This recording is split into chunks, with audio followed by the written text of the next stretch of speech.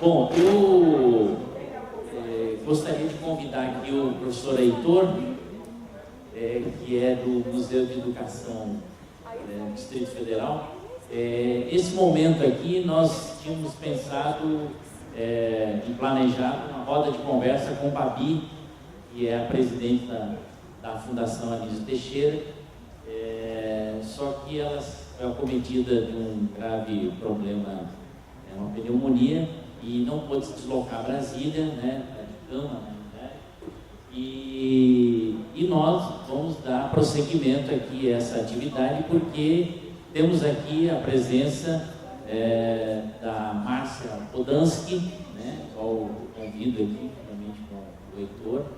A Márcia vai cumprir esse papel que a Babi faria conosco, e ela vai explicar por quê. Eu gostaria que ela explicasse, e gostaria de convidar o Heitor aqui para, no sentido de nós oportunizarmos aqui o Museu da Educação do Distrito Federal também, gravando isso, colher esse depoimento.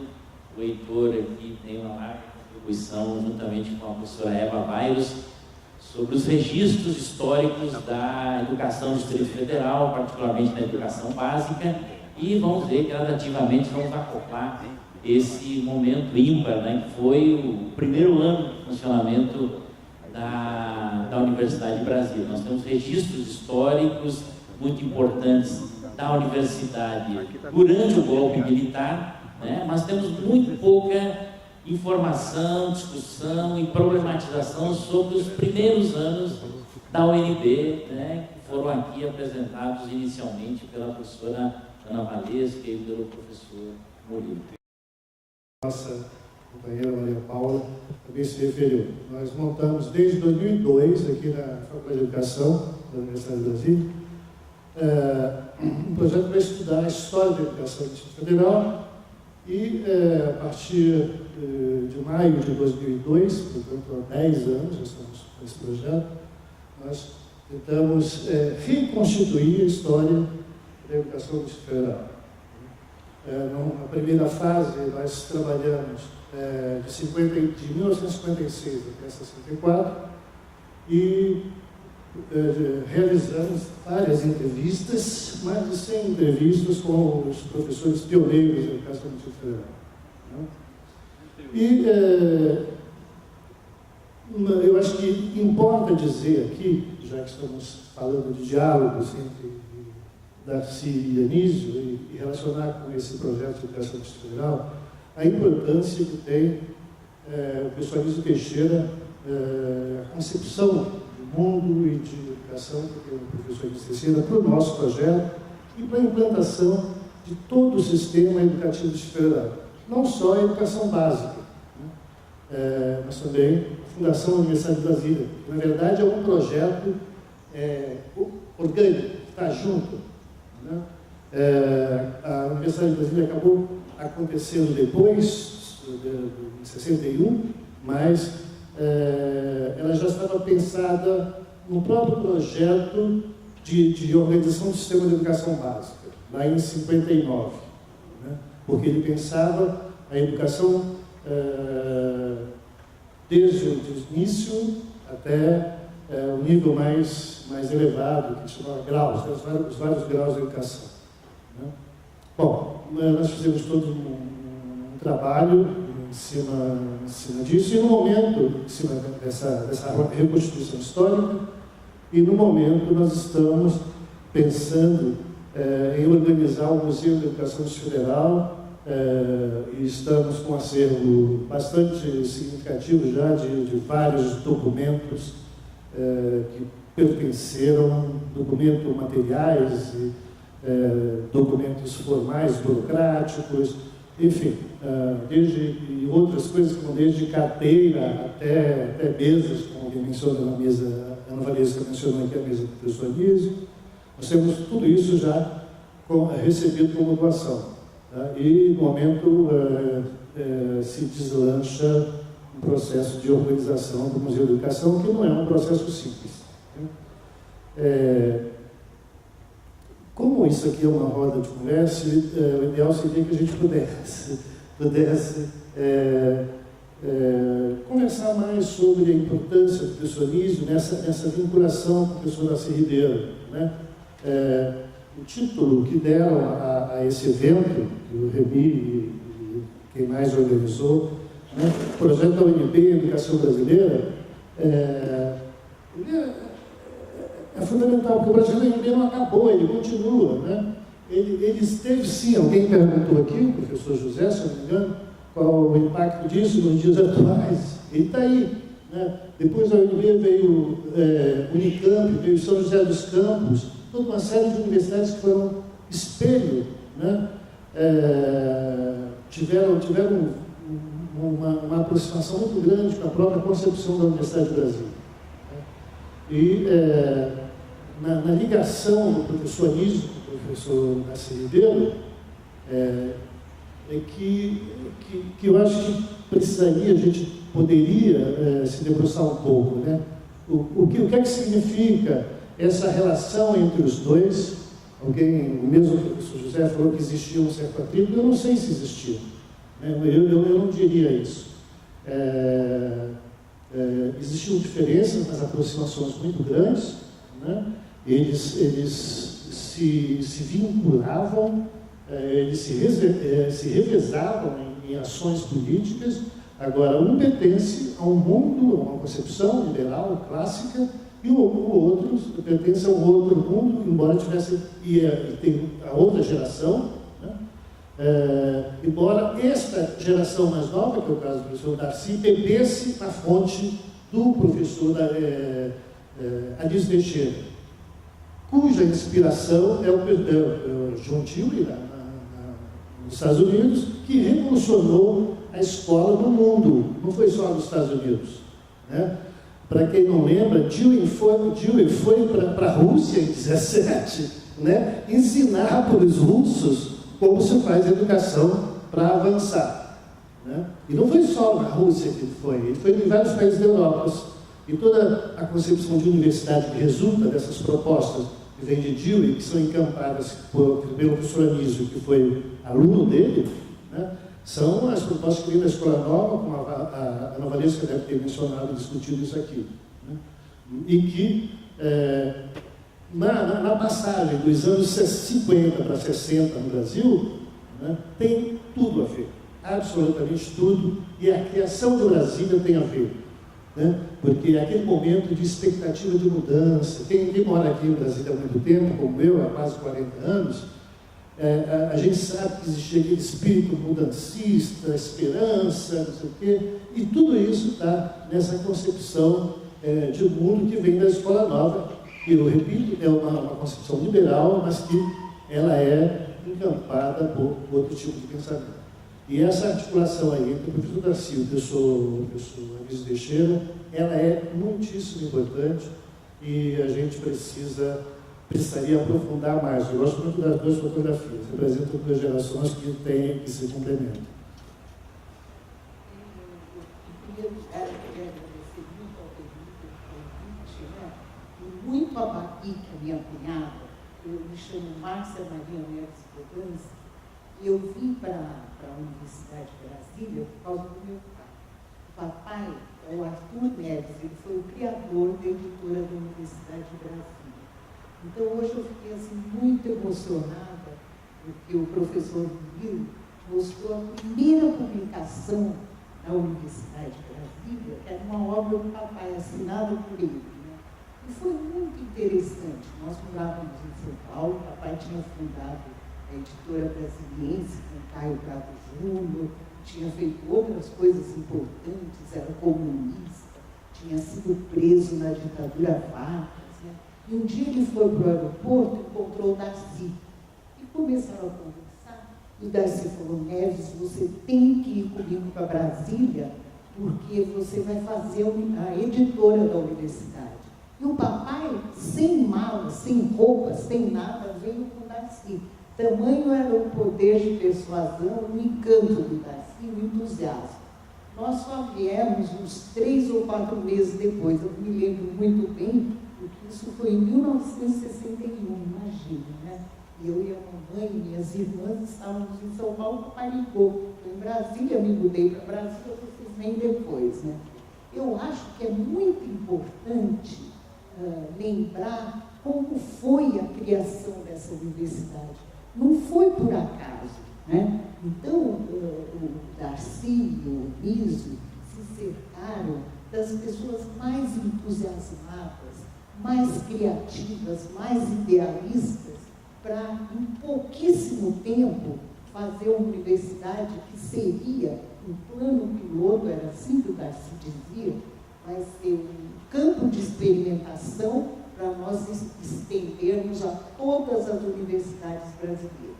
Eu convivi muito com a Anísio, fui nora dele durante 6 anos, desde a época do meu casamento com o filho dele, que durou 20 anos, mas eu só convivi com o Anísio 6 anos intensos.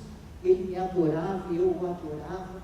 E ele era uma pessoa, eu achei assim tão estranho hoje a imagem que fizeram dele, empestigado, de gravata borboleta, de chapéu.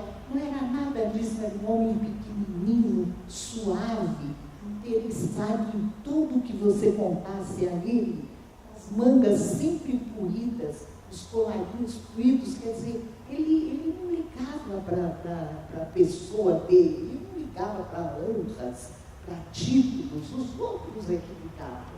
Ele ficava entusiasmado com as ideias. E eu acho assim que é lindíssima a relação. Outro equívoco também, que eles brigavam muito. Olha, eles podiam até brigar, porque o Anísio gostava de uma polêmica, de uma discussão, mas eles se amavam. O Darcy, eu ouvi o Darcy falar 2 frases em que uma não fosse dedicada ao Anísio. E achava o Anísio a pessoa mais inteligente, mais importante que ele conheceu na vida. Ele dizia, olha, o Anísio é importante porque ele inculcou em mim a dúvida. Imagina como ele era, né? Ele era todo peremptório, mais jovem, 20 e tantos anos mais jovem, dono da verdade, como todos os jovens. E o Anísio, com aquele jeito dele meio filosófico, né? Olha, você não deve confiar tanto assim nas suas ideias. E era um traço dele que desconcertava. Por exemplo, ele ia para uma reunião e começava a defender um ponto de vista, mas peremptoriamente, defendendo, brigando com todo mundo. Lá pelo meio da conversa, ele mudava inteiramente de posição. E aí as pessoas ficavam assim, boquiabertas, mas Anísio, você estava defendendo um ponto de vista de início completamente diferente. Ele disse, olha, eu não tenho compromisso com a verdade minha. Eu quero ser convencido por vocês de outra verdade. Né? Quando eu o conheci, então eu estava contando, meu pai veio, eu fiquei entusiasmadíssima com a universidade, estava fugindo de um curso de medicina que o papai queria que eu fizesse, e me matriculei em letras. Né? Então, eu gostava de francês, me formei em francês, sou tradutora de francês, depois me tornei psicanalista. Né? Mas eu me lembro, desde a época que eu conheci o Anísio, que ele dizia assim, você é uma pessoa que sobreviveria em qualquer civilização. E eu achava que por causa do francês, das minhas coisas teóricas, né? Ele dizia, você sabe cozinhar muito bem e sabe fazer tricô. Mas isso era genuíno nele, sabe? Ele tinha uma admiração de família. Em 20 minutos faz um almoço delicioso. Então, eu era assim como que lições de humildade, né? Porque você é jovem, você quer aparecer intelectualmente e tal, e a admiração dele vinha por outro lado, completamente natural, espontâneo, né? O Darcy era completamente diferente, né? Mais jovem, entusiasmado, ele contagiava todo mundo. E eu me lembro que quando viemos para cá, o papai tinha que fazer frequentes viagens a São Paulo, e a gente morava inicialmente aqui na Oca, que era um que eu vivenciei e hoje foi mencionado aqui. Dava umas tempestades, tinha uns furacõezinhos que se chamavam lacerdinhas. Os lacerdinhas levantavam os tetos da oca, né? Porque era não sei do que era, acho que era uma coisa muito precária, talvez eternite, eu não me lembro bem. E eu sempre estava lá na Granja do Torto, quando dava qualquer lacerdinha, ele mandava o carro pegar a minha irmã, porque ele dizia assim, se acontecer alguma coisa com as filhas dele, o Neves me mata. Então, a gente teve assim um contato muito grande, né? com eles dois, tanto com o Darcy quanto com o Anísio. Mas o que sempre me deixa assim, muito intrigada é o seguinte, como é que a gente fica tão debruçado com ideias de 40, 50, 60, até 70 anos atrás, e acha isso moderno, né? É uma coisa que me instiga, eu fico sempre pensando, o que o Anísio diria da educação hoje? Com certeza, os planos dele seriam outros, as propostas educacionais seriam outras, né? Porque não é que ele quisesse, como ele disse hoje, que as universidades particulares tivessem alunos pobres. Era o contrário, ele queria que as universidades públicas tivessem um nível de universidades particulares e fossem grandiosas. Eu acho que ele conseguiu isso porque ele tinha ideias largas, ideias amplas, ele era realmente um liberal, um democrata, e ele não tinha gestos pequenos. Para concretizar as ideias dele grandes, ele se tornou político, ele era um estadista da educação, ele criava leis para conseguir implementar as ideias dele. E isso é que era bonito nele, né? Mas eu fico pensando que sozinho ele não faria isso. Nenhum homem só é capaz de uma concepção dessa, né? Eu acabei de reler um dos únicos documentos valiosos sobre essa época, porque há muitos estudos mais posteriores, talvez posteriores até 68, mas esse momento fundante, o que foi esse entusiasmo, né, dos professores não terem contratos de trabalho, trabalharem dia e noite, e um entusiasmo maravilhoso, é uma coisa como foi, por exemplo, o iluminismo na França, a Renascença na Itália, um momento na Universidade de Brasília, da Bahia, com o reitor Edgar Santos, né? São momentos únicos, a convergência dos deuses para que as coisas aconteçam, né? Mas o Salmeron, na epígrafe do livro dele, ele diz, né? Todas as vezes que os ditadores não entendem os poetas, eles os destroem, né? Então, eu acho que foi uma coisa mesmo assim, de ódio a essas ideias novas, libertárias. E o Anísio absolutamente não era político partidário. Nunca vi o Anísio filiado a algum partido, a alguma causa. Agora, era um liberal. E para o reacionarismo da época, o liberal era uma ameaça tremenda, ainda mais um liberal com aquela capacidade de ação, de aglutinação, como ele conseguiu fazer as coisas que ele pretendia fazer. Mas que ele, vocês já devem pensar sobre isso, ele inicialmente estava destinado à religião, né? Ia ser padre. O pai morava em Caetité, e era uma família tradicional. Eu morei em Caetité. Engraçado que eu fui seguindo um pouco a trilha do Anísio. Eu, quando me casei, morei em Caetité com as minhas filhas. Dormiam no bercinho do Anísio. Então, o que aconteceu? O pai dele, muito inteligente, falou, olha, antes de você se ordenar padre, você vai fazer uma viagem à América. Eu quero que, antes da ordenação, você faça essa viagem, né?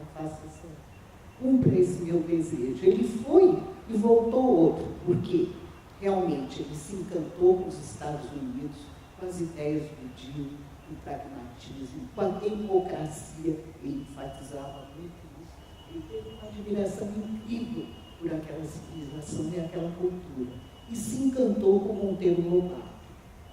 Os dois ficaram amicíssimos, e como ele era um homem aberto, como ele se deixava convencer pelos argumentos, pelas ideias dos outros, ele voltou transformado, né? Eu acho que havia na personalidade dele resquícios, sim, desse sacerdócio.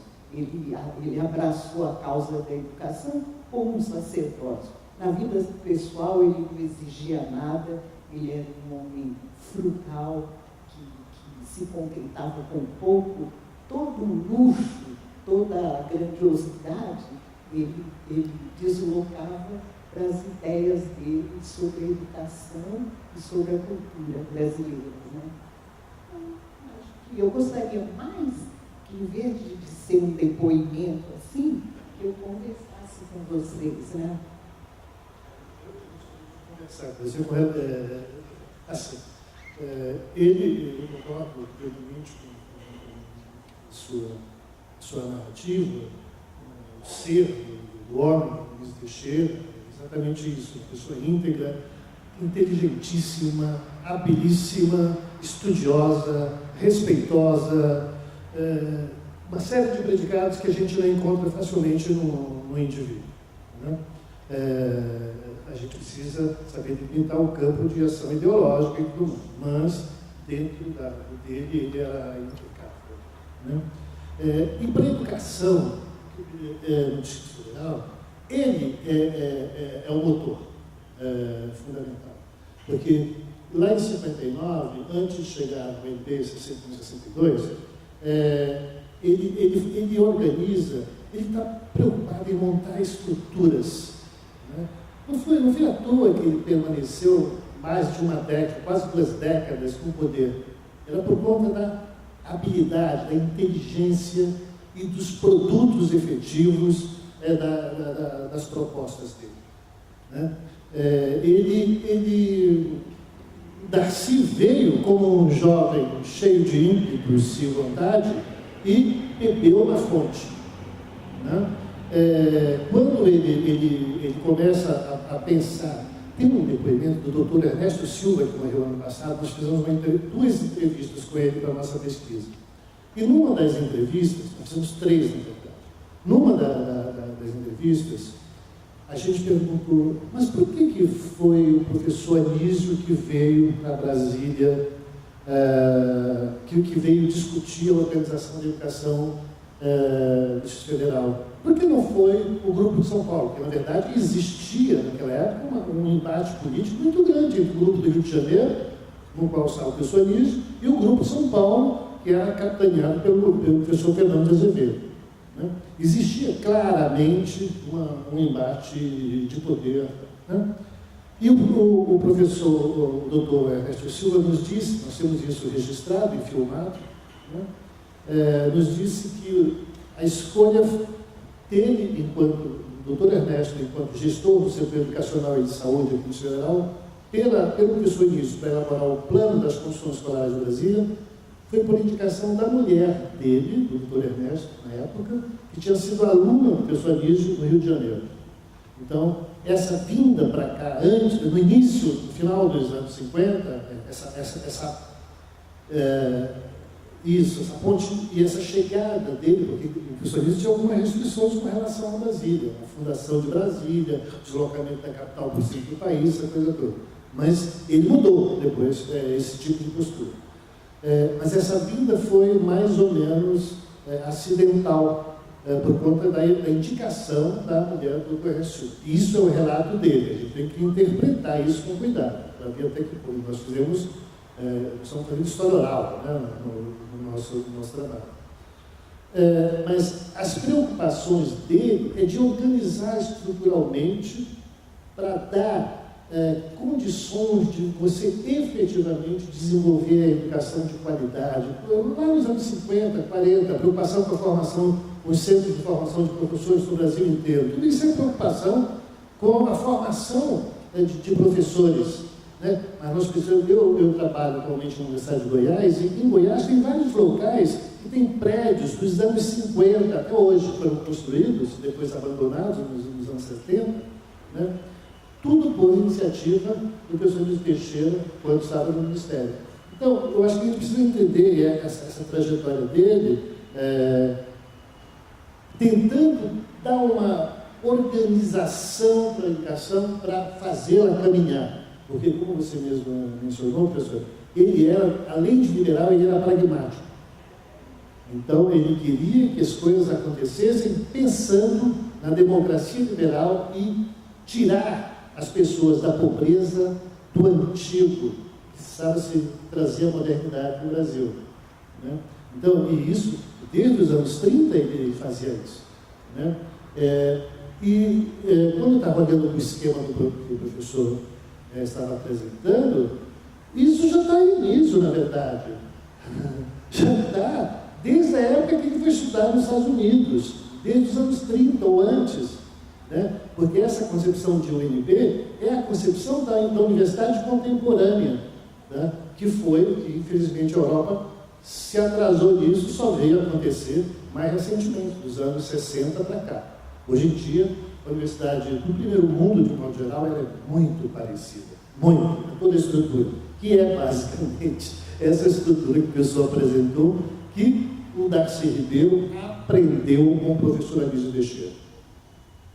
A universidade, eu acho que tem várias coisas interessantes, né? Eu sou da primeira turma, então o aluno entrava e podia entrar com déficit numa matéria, não precisava passar em tudo, ele tinha que demonstrar as habilidades necessárias para poder cursar, né? Eu era muito fanática, era muito estudiosa, eu logo fui monitora. Então, eu entrei na universidade ensinando português para os alunos que me passavam, né? E ligada ao departamento de letras, ao Nelson Rossi, ao Elcio, né?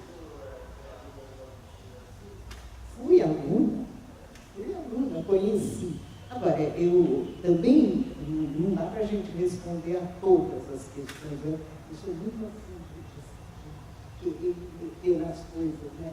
Ele estava dizendo, os ouvintes aqui estavam falando desse catolicismo do Agostinho da Silva, e acho que era mais místico o Agostinho da Silva, né? E essa coisa do espírito que ele falava é muito do messianismo, da coisa portuguesa, esse Dom Sebastião que sumiu e que a vida toda os portugueses anseiam pela volta, né? Agora, nós tínhamos professores que vinham por 3 semanas nos dar cursos das universidades europeias, né? Linguística, crítica literária, era uma coisa, todos os que participavam da universidade sentiam isso, era uma coisa diferente mesmo, né? E agora, eu fico pensando assim, tanto esforço, né? Tanto esforço que eu acompanhei, eu vi esses professores, e durou 2 anos, né? A grande jornada deles, né?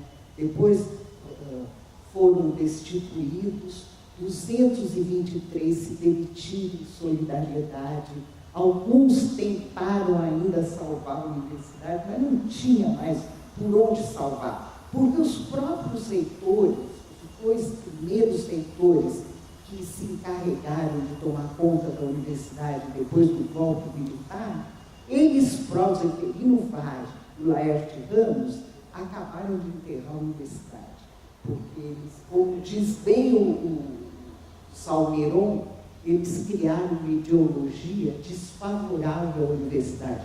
O Zeferino quis até consertar um pouco isso depois, quis até readmitir alguns professores, mas o mal já estava feito, porque já havia um caldo de cultura desfavorável, já estava todo mundo querendo acabar com isso. Então, coisas assim, críticas, porque os professores eram amigos dos alunos, críticas porque os alunos tinham voz, críticas, sabe, coisas que o Anísio se reviraria no túmulo se ele ouvisse coisas desse tipo, né? porque a concepção era democrática, a concepção era libertária, não só democrática, né? Porque só democrática era fácil de estragar, né?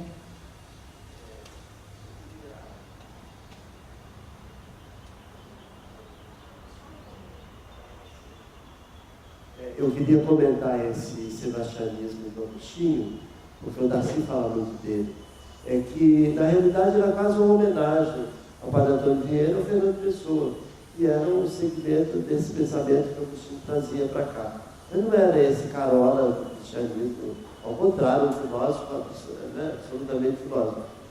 Mas aqui está falando muito da universidade, mas foi dito também que o projeto da universidade já estava anteriormente na cabeça do Anísio, e o texto que ele publicou no INEP é de 57, sobre o sistema educacional de Brasília. O sistema da educação pública de Brasília são 3 páginas apenas, né? Resume tudo. E eu acho que o resumo mais poético que se tem do projeto do Anísio da Educação Básica de Brasília foi escrito pelo Darcy Ribeiro, numa carta que talvez todos conheçam, mas eu vou ler só um pedacinho, uma carta de Pedro Vaz Caminha que o Darcy Ribeiro escreveu no dia 21 de abril de 60.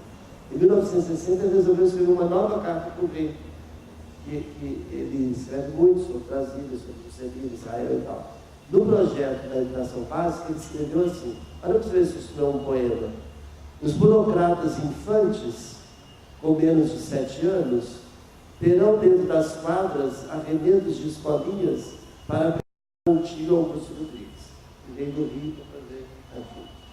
Os mais crescidinhos, a um passo da casa, 4 horas estudarão a escola clássica, e mais 4 folgarão, atravessado uma alameda, numa escola oficina gandaia, inventada por Abdias Teixeira, para fabricar gente que melhor suporte e sustente o progresso do país, do Brasil. Aos mais taludos, capazes de atravessar a Rua dos Loucos, a W3, promete uma escola escada, pela qual cada um há de subir, segundo o peso de seu talento. Olha que coisa! Olha que síntese mais poética, né? E ele termina para o rei falando assim: devo dizer, senhor meu rei, que a meu pesar, tudo isso, como o mais, são orgulhos de homens de muita fé. Então, o comentário final que eu gostaria de fazer sobre Brasília é que eu acho Brasília um coroamento de muitas coisas, né? É uma reunião pródiga e raríssima de cabeças muito privilegiadas. Sobre a arquitetura, não começou em Brasília. É o Ministério da Educação, é a Pampulha, é Brasília. Sobre a educação, é o manifesto 59, é a reforma, mas ele fez aqui a educação básica e a universidade. Então era tudo um coroamento, né? Então o comentário que eu faria é esse, é de que a marca do seu desenvolvimento está justamente quando você falou do médico, pioneiro, que cuidava da educação e da cultura, e que foi, Ernesto Silva, e que foi do Conselho da Fundação Educacional, e ao sair, ele fez esse protesto. Como é que pode a gente abandonar esse projeto maravilhoso e pioneiro e reconhecido e ir para a escola arcaica? Ele se demitiu, porque não admitia que, ao invés de usar o plano piloto e fazer dele piloto para outras cidades satélites, de usar a quadra modelo, que é a 308, e usar o Boulevard Lúcio Costa e o Oscar Leonai e a Harmonia para repetir e faz o medíocre, e de pegar o projeto do Anísio, absolutamente reelaborado, de tudo que ele pensava, ele não era a universidade só o coroamento, ele era também a educação básica, e abandonar isso e fazer o medíocre. Quer dizer, é um subdesenvolvimento visível, né?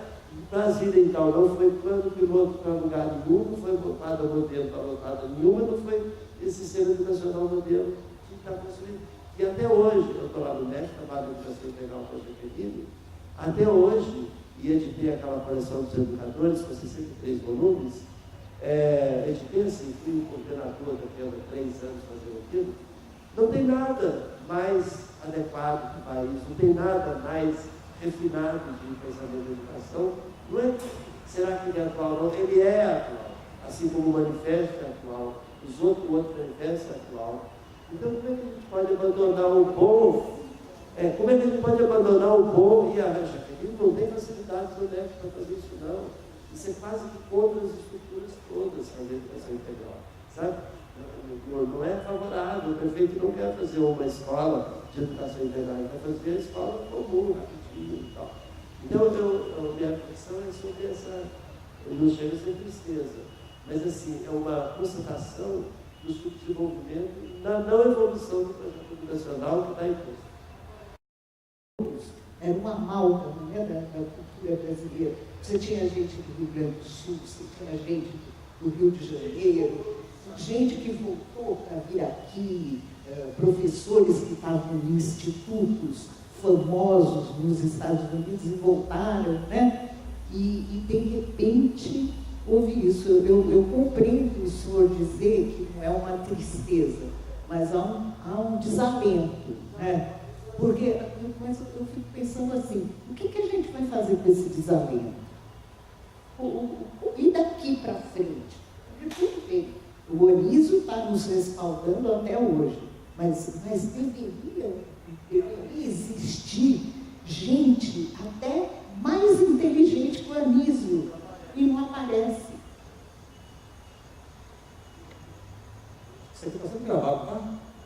Esse é um documento importantíssimo para ver, porque eu não conhecia tudo que você falou aí. Eu acho que essa coisa da arte, que falou com você, eu acho que a maior arte é a arte culinária. A maior das artes. Não é à toa que o nosso maior intelectual, o Antônio Aires, também é um autor de livro culinário, né? Antônio Aires. Um livro magnífico sobre culinária. Bom, mas essa capacidade de atrair os artistas, de atrair pessoas, grande importância para trabalhar com ele, era uma coisa impressionante. Quando a gente vê isso, porque 31 anos no Rio de Janeiro, ele atraiu o Vila Lobos, atraiu o Campinário, atraiu Cecília Meirelles. O que afinava o piano da casa dele era o Vila Lobos. Entendeu? Ele era capaz de ter uma capacidade. Na Bahia, a arte moderna veio na Bahia para entender. Todos os artistas, eram artistas jovens, uns 4, 5 anos de idade, que ele chamou, deu bolsa para o exterior, depois usou, esse pessoal fez os painéis da Escola Pá. Painéis magníficos, Mário Bravo, Carlos Bastos, E ele tinha uma capacidade de atrair, né? E a questão do Daci, eu queria só registrar aqui, como foi que o Luiz conheceu o Daci? O Daci me revela isso, né? Ele estava fazendo uma palestra, o Luiz assistindo, aí falando sobre os índios Canela do Maranhão, né? Escrevendo a atuação dele como antropólogo. Aí, determinada Luiz Teixeira, eu vi a Luiz Teixeira com aquela tensão toda, vendo aí, uma hora ele levantou assim no trânsito, são gregos. Gregos. Porque a Luiz Teixeira tem uma fixação muito grande na Grécia, todos nós, o que significa a Grécia, o século V da Grécia, né? Para o mundo, para toda a formação do que nós somos hoje, né? Então, ele identificou na fala do Daci alguma coisa que identificava os índios Canela com os gregos. E depois o Daci saiu, que história de grego é essa? Aí nós começaram a discutir e tal, e aí começou assim. E aí que eu Daci. Eu ouvi recentemente que o Anísio teria conversado assim com o Daci. Daci, você precisa parar de falar nas minorias. Um projeto paisão. Deixa os índios lá, o banco de lá. Eu queria falar sobre os índios, não assim de ser uma minoria, que aliás nem era tão minoria assim, mas o que eu acho que o Daci, que se coloca como discípulo do Anísio, porque também o Anísio é considerado um discípulo, como está escrito aqui, eu acho que o Anísio recebeu uma contribuição importantíssima do Daci. O discípulo, então, ensinou para o mestre, e por isso talvez o Anísio tenha gostado tanto dele, porque antes do Anísio, o Daci foi embebido totalmente pela figura do Rondon, acredito aqui. O Rondon era de uma força dentro do Daci que fez ele compreender o Brasil, vivendo lá com os índios. Ele chegou com uma contribuição para isso, mas eles não tinham, não era desse antropólogo feito no campo, né? E que oferece, e a gente ficou sabendo hoje, com o Paulo Pedro, Então, era uma troca. Enquanto a Anísio aprendia fez ele fazer estudos sociológicos, mas era um antropólogo fazendo estudos sociológicos da educação. Né? Então, acho que havia troca, na realidade, de o Darcy também contribuir com a Anísio. Aberto para vocês também, né? Circulando aqui.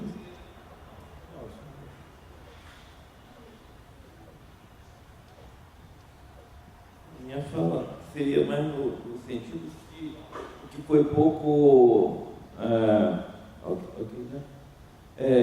que não foi colocado aqui, mas que é um dado importante, que em 1927 o Anísio Teixeira participou, né, da fundação da Associação Brasileira de Educação. Né? E em 22, o Fernando Azevedo ele participava de uma outra associação de educadores em São Paulo que fundiu com essa associação e que eu creio que também teve essa, embora como foi apresentado, né, que existia uma divergência conceitual entre a visão da universidade do Azevedo em relação ao Anísio, mas o que eu queria frisar é que o Anísio, a capacidade dele de estar em vários momentos importantes da educação brasileira, e ele está ali, o nome dele está sendo envolvido e ele jogando um papel importante. Inclusive, a associação, ela não tinha um caráter, como a gente pensa na história, um caráter mais sindical, não tinha esse caráter, mas ela tinha um caráter de discussão dos problemas educacionais do país. Né? Quer dizer, ela se colocava nesse contexto. Inclusive, o próprio Estado Novo tentou, né, ter essa associação, né, de fato, o próprio Anísio, né, assim, ao lado desse projeto que o Getúlio Vargas queria dar curso. Né. Bom, aí são questões, mas assim, eu só queria colocar essa centralidade do debate educacional brasileiro que a figura do Anísio assume. Né? A questão da ABE. O Fernando Azevedo foi quem chamou o Anísio para o Rio. Você liga isso. O Fernando Azevedo fez um trabalho muito importante como secretário, né? Chamava secretário, né? Diretor de instrução, né? E antes tinha sido Carneiro Bião. Então, Carneiro Bião, depois o Fernando Azevedo, que chamou o Anísio em 31. Veja bem a sutileza da coisa. 32 em São Paulo. O Fernando Azevedo estava vinculado aos ideais paulistas, a toda aquela aristocracia paulista e tudo mais. Mas eles têm uma característica comum aos dois. Foram todos formados em escola de jesuíta. Tem esse ponto interessante, que é essa coisa dessa origem dos jesuítas, que é fundamental. Exatamente. Se você pegar, por exemplo, o Ratio Studiorum dos jesuítas, que é o livro de Thiago, você vai ver que tem um trabalho do padre Leonel Franca, chamado Ratio Studiorum, e você vai ver que o estilo do padre Leonel Franca, embora extremamente reacionário, vinculado a interesse de uma intenção cultural da igreja, toda aquela coisa muito ligada na Sudoiola, etc. Mas o estilo é o mesmo de Fernando Azevedo. Parecia com clareza, profundidade, fervor, entendeu? Não tem muito em comum. Agora, a questão da ABE é importante porque a quarta conferência da ABE, de final de 31, foi que levou ao manifesto, 32. E nessa conferência, Getúlio Vargas compareceu. Getúlio Vargas esteve lá e pediu a eles para fazer o manifesto. Você viu que era a importância que tinha a ABE, né? Então, o fato é que o Fernando Azevedo e o Anísio ficaram juntos, o Anísio foi aberto muito grande, eles se ligavam com conservadores, né? Só não teve condição de ficar com os católicos. Os católicos romperam com a ABE, questão da Bahia, etc., Patrimônio Franca, e aí, com isso, saiu a palavra laica na população, né? O manifesto. Então, aí eles romperam com os católicos e fizeram o manifesto. Mas a importância da ABE, você recuperou aí uma coisa fundamental, acho que. E, curiosamente, só para ver a relação de Anísio com Vargas, o pai de Anísio, você chegou a conhecer? O pai de Anísio morreu em 30, né? Não é possível que você conhecesse. Morreu em dezembro de 30, né? Não chega tanto, né?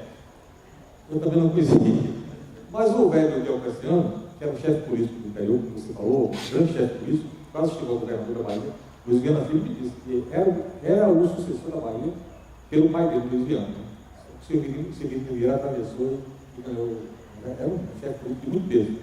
Então, ele não acompanhou, não apoiou a Revolução do 30. Fez um manifesto contra a Revolução do 30. Mas o irmão de Anísio, é uma liderança, né?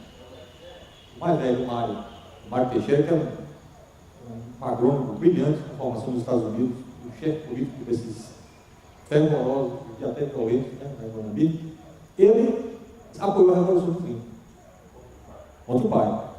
Em consequência disso, ele cercou Caetité, cercou e manteve o pai preso. E, em consequência disso, o pai morreu. O pai morreu. Você imagina, Anísio Teixeira viveu tudo isso e depois veio para o Rio de Janeiro para trabalhar no governo de Vargas, no governo de Pedro Ernesto, indicado por Vargas. E a grandeza dele, né? Mais tarde, chega a 35, é perseguido, é preso, foi decretado a prisão dele, ele fugiu, passou 10 anos na clandestinidade. Então, é uma personalidade que a força da ideia dele era tão grande, que ele não passava por cima de todas essas dificuldades. Também dizer o seguinte, ele foi um grande tradutor, os livros dele, mesmo os técnicos, mesmo quando ele fala de educação, é um português maravilhoso, tem um estilo magnífico, né? E ele, como ele viveu na clandestinidade, ele fez inúmeras traduções. E ele é um grande homem de negócios também. Ele tinha uma mínima, não é isso? Exportação de manganês. Imagina, um intelectual como ele, e tudo que ele fazia dava certo. Ele era organizado, metódico, trabalhador, né? Eu tinha assim, muito respeito, mas é engraçado porque ele tinha mesmo uma admiração pelos gregos. Ele falava muito isso para mim, dizia, olha, depois dos gregos, nós não inovamos nada, ele falava. E também, ele tinha muita raiva dessas coisas, dessas teses muito sofisticadas, né? Um homem de ação, ele queria que as pessoas aprendessem para terem uma profissão, para se desenvolverem na vida, né? Ele dizia, detesto tese sobre vírgula de Platão. Vírgulas em Platão não está comigo. Ele gostava disso, né? Era muito interessante, né? E qualquer uma coisa assim que eu fico pensando, né? Quando ele morreu, eu tinha 29 anos. Foi a primeira morte que eu vivenciei de uma pessoa querida, próxima, né? E eu me lembro que eu falei para a dona Emília, a mulher dele, por favor, venha ficar comigo, porque eu estou muito triste. E ela foi. E eu estava lendo um livro da Clarice Lispector, uma biografia dela. Quando ela perdeu o grande amigo dela, que era o Érico Veríssimo, ela telefonou para uma falda, que era a mulher do Érico Veríssimo, pelo amor de Deus, venha cuidar de mim, porque estou muito triste. E a dona Emília foi cuidar de mim. Ela já tinha perdido um filho, né? E, aliás, esse foi um dos motivos pelos quais o Anísio veio para cá. Foi quando ele perdeu o José Maurício, tinha 19 anos, num desastre. O Garcia ficou louco. Meu Deus, se eu não tirar o Anísio daqui, ele vai morrer de tristeza. E ele aí convidou o Garcia para ser reitor. O Anísio para ser reitor. O Anísio não queria recolher, ele queria a concepção, ele queria colaborar nisso. Né? Mas ele veio e foi muito bom. Ele veio como vice-reitor. Mas quando o Darcy foi para a Casa Civil, ele ficou como reitor. Né? Então, a vida é muito cheia de coisas, né? Muitos acontecimentos, né? Muito ricas, naturalmente. Né? Eu fiquei com uma impressão, meu marido, Jorge Kodansky, a universidade foi assim, divisor de águas para ele também, né? E ele adora Brasília. Desculpa, eu sou franca, não vou fazer uma mistificação.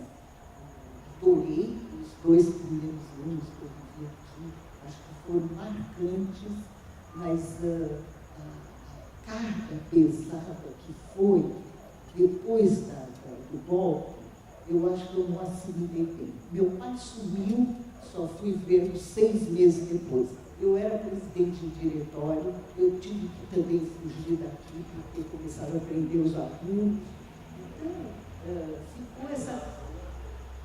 A recordação não foi muito boa. Fiquei com minha irmã frágil, enquanto eu tive muita coragem, vivia isso tudo, ela só chorava e ela demandava muito cuidado. Então, ficou assim uma cidade muito difícil para mim, né? Mas hoje, como que eu me reconciliei? Achei a cidade linda, toda cheia de flores, de flamboyância no chão. Tem o amigo querido, que é aqui professor, o David Clínico, que é professor aqui da universidade, né? E eu brinco, eu falo assim, nossa, mas a universidade me deu 2 maridos, né? Um que era filho do Luiz e outro que era meu colega, que eu fui rever 40 anos depois, né? Ele fez, o Jorge fez também.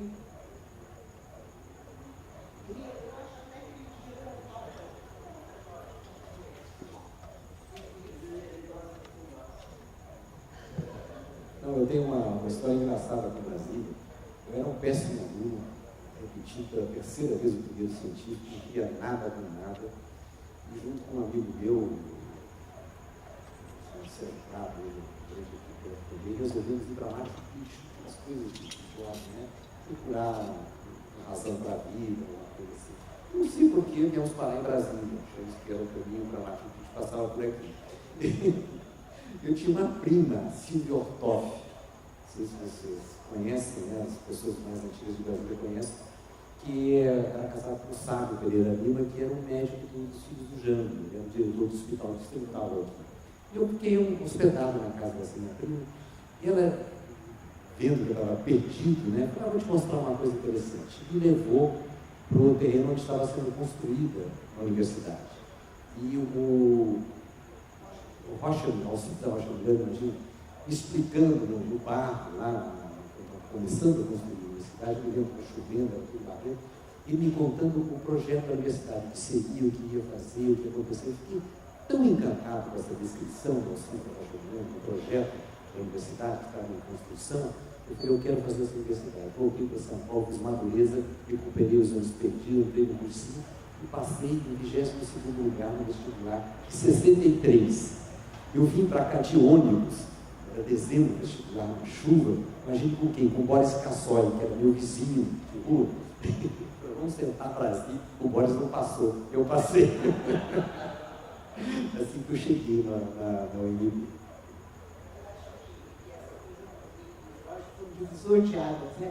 Porque ele era aquele aluno que perdia matéria, daí um dia que ele não perdeu mais nada, né? Só ganhou, né? Bom, eu tenho a impressão que a Universidade de Brasília, no início, era muito motivante e envolvente com todos os estudantes. Eu queria só mencionar, eu tenho que ir embora, estou com compromisso daqui a pouquinho. Ainda sobre o diálogo do Anísio Darcy, não só a importância, apesar das vírgulas gregas, a importância da produção intelectual, teórica do professor Anísio, né, que até hoje, na área de educação, das políticas educacionais de concepção de educação, é das mais importantes que existem. Né? Então, ele tem uma produção de peso que poucas pessoas, poucos intelectuais no Brasil chegaram perto do que ele produziu, né? Apesar das vírgulas.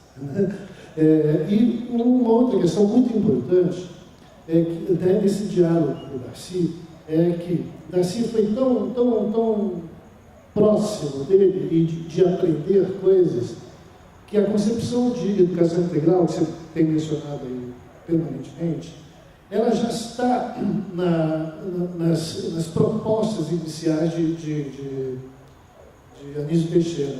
E ela é assimilada por Darcy Ribeiro e, posteriormente, replicada 30 anos depois. Né? Então, quando você está nos anos 60, o professor Anísio está dizendo, olha, nós precisamos fazer uma educação que tenha um caráter integral. Você tem a escola clássica, você tem a escola par, que é o modelo de Brasília, esse modelo original do Brasil.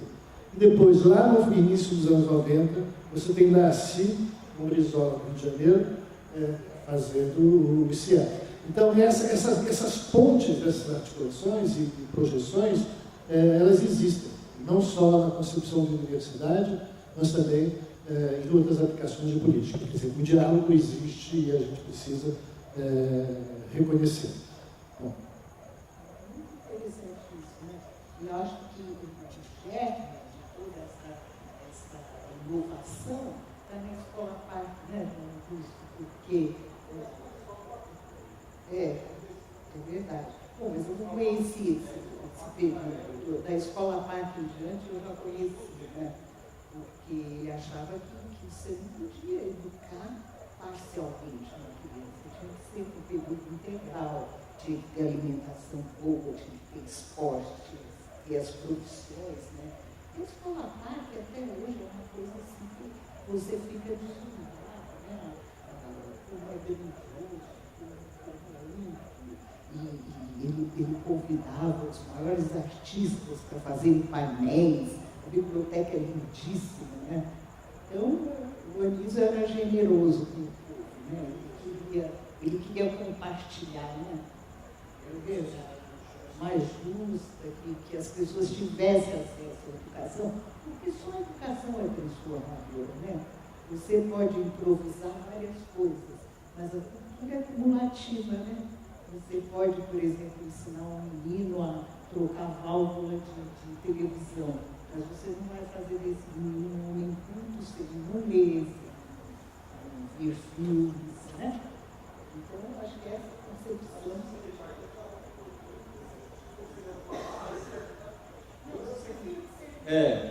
porque eu acho que está num momento riquíssimo assim, de informações e, sei lá, a vida está fluindo.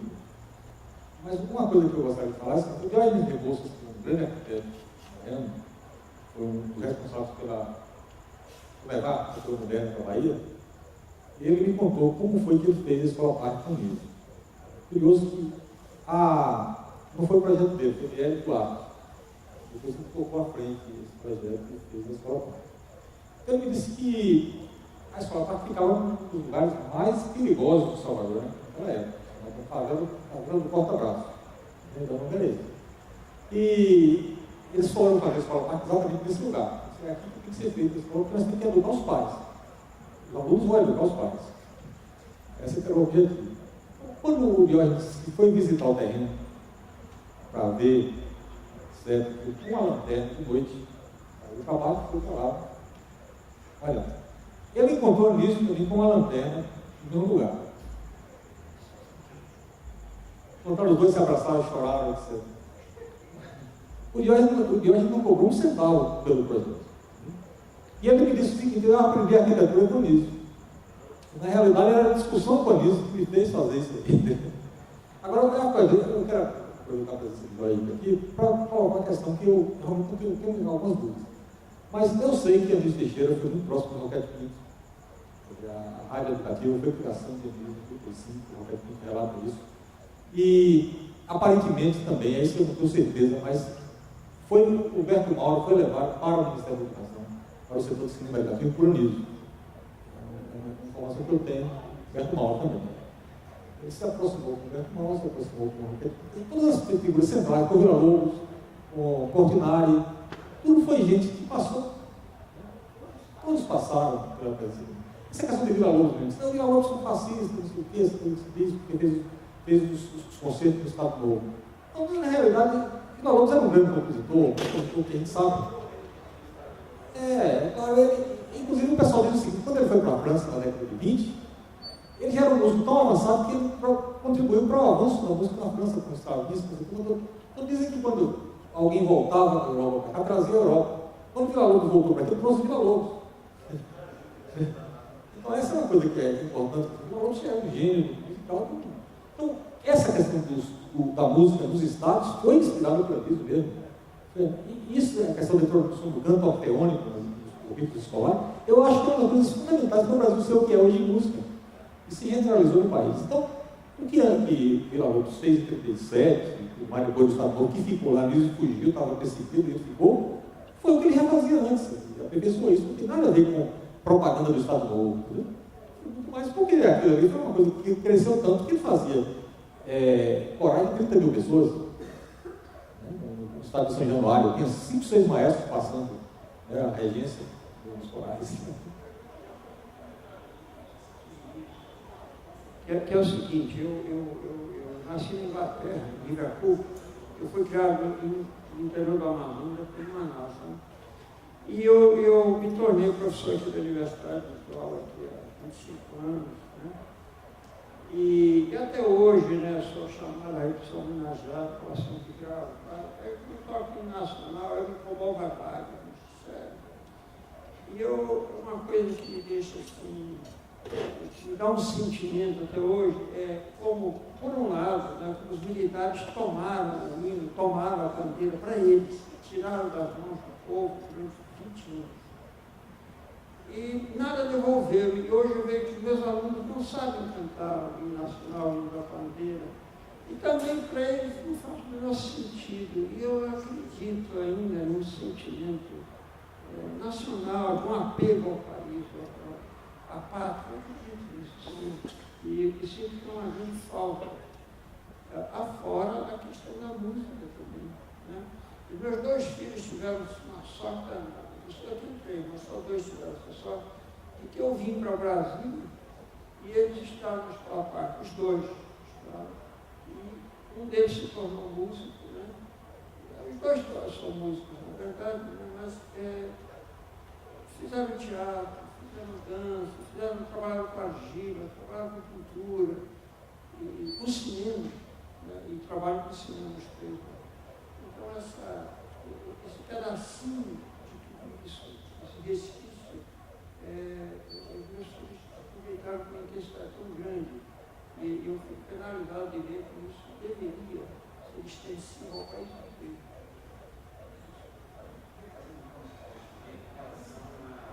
O sistema educacional, né, as escolas públicas aqui no Brasil. Eu moro em Brasília desde 1961 e morei durante 25 anos na 404 Norte, no Bloco H, que antes era o Bloco 27.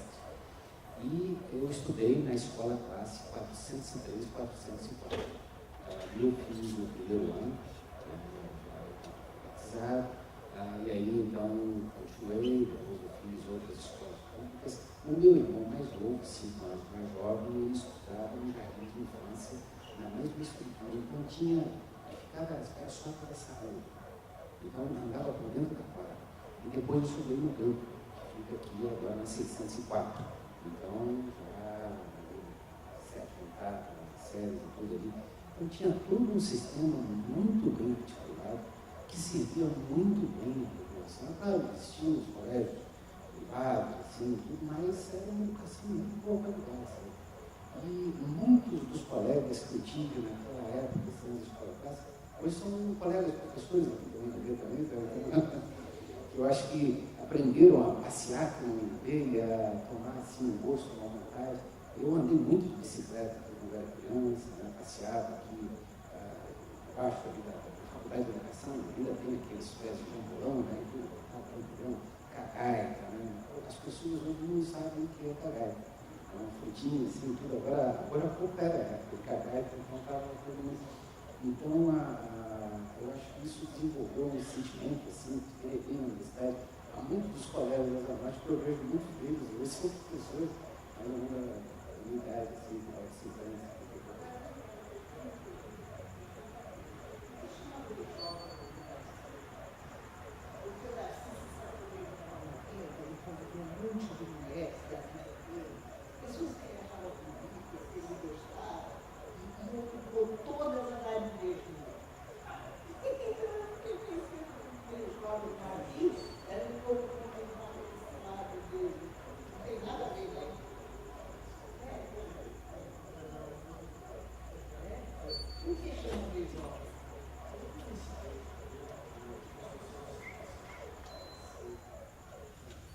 Duas pessoas estavam se beijando aqui e alguém achou que era inconveniente, houve uma repreensão, e por conta da repreensão já se divulgou no campus e juntou-se um grupo inteiro para se beijar aqui dentro, Aí virou PJ, foi por causa disso.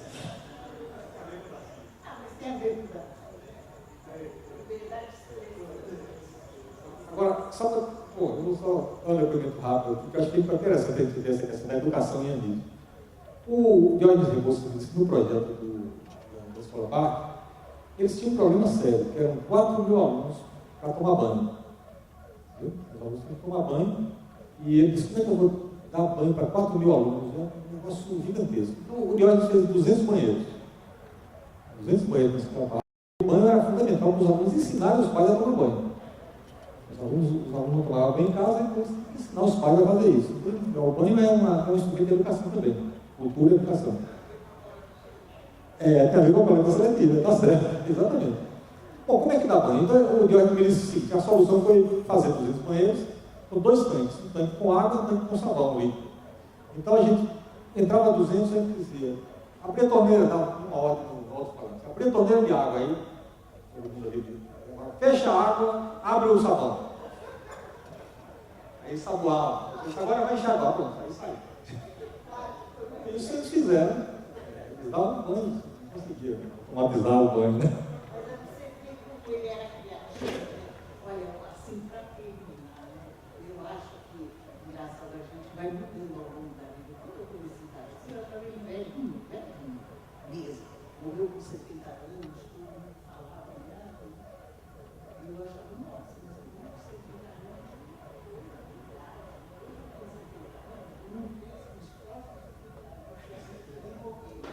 Mas eu acho assim, que se não fosse o acidente, ele teria vivido, porque ele tem uma das receitas para a longevidade, eu acho, o Anísio. Ele tinha uma curiosidade pelas coisas, pelos outros. Ele tinha um olhar alegre em relação à vida. Ele se interessava por tudo. Entende? As coisas mais banais, as mais complexas, tudo ele dava atenção e ele era generosíssimo com a família. Né? Eu achei muito engraçado quando fizeram um retrato falado dele, com gravata borboleta, chapéu, terno. Ele não era absolutamente, né? Ele era um homem pequenininho, modesto, sempre com a camisinha poída. Eu até ficava intrigada, né? De presentes para toda a família, por que ele não compra? Mas talvez essa coisa dele de pobreza. É verdade.